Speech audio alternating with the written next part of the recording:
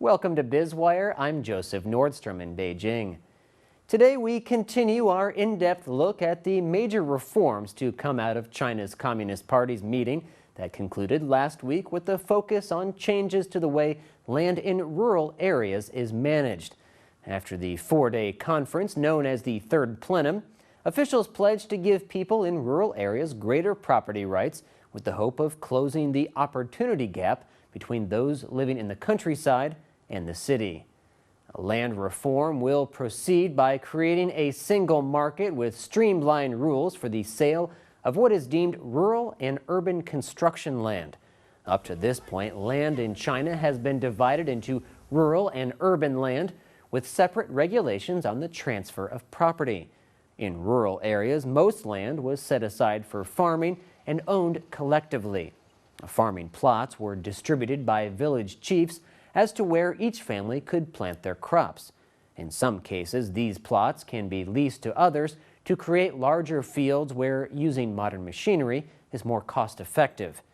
A smaller amount of rural land was designated for the construction for shops, restaurants, and sometimes controversially, factories. And now, this rural construction land will be treated like urban land and will be allowed to be sold at market rates. Changing the law on the ownership of land is controversial within the government, as the Communist Party was partially founded on the principle of ending exploitation by property holders on those who worked the land. Also, if officials change the current residency permit system known as hukou and allow migrant workers to become urban citizens, then the ability to sell their land rights back home would put more money in their pocket.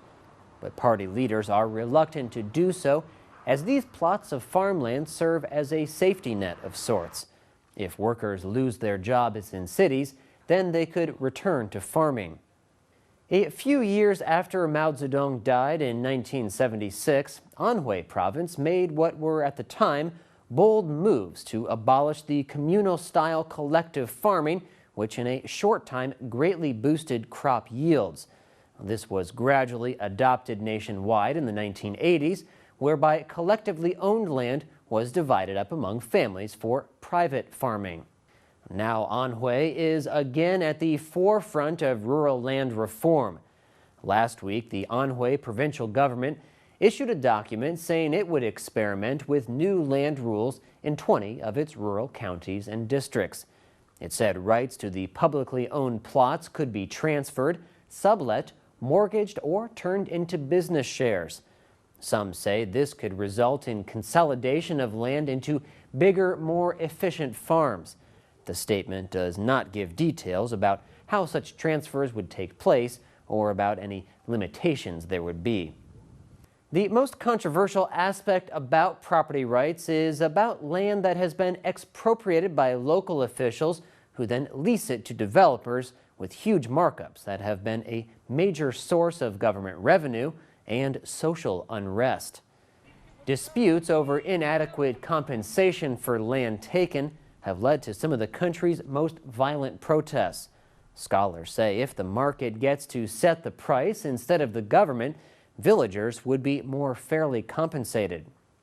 Beijing has been pushing to urbanize a greater proportion of its rural population, but experts say that cannot take place fairly without giving villagers a bigger say in what happens to their land if they choose to move into a city. The Anhui government said it wants to better unlock the potential of rural land.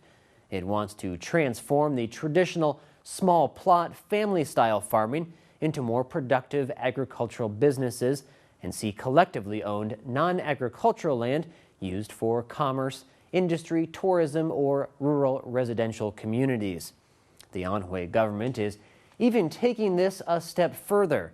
It plans to survey its land to identify the current holder of rights over every plot by the end of 2015. A scholar of rural development at Renmin University in Beijing, Tan Shu Hao, says these moves are the prerequisite for creating a land market.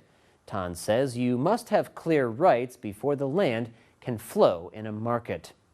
You're watching Biz Wire on the Blue Ocean Network. China's first and only privately owned broadcast media. Our full episode can be seen on our website, BONTV/Biz-Wire. In just a second, we'll continue with more insight into the big picture of China's economy.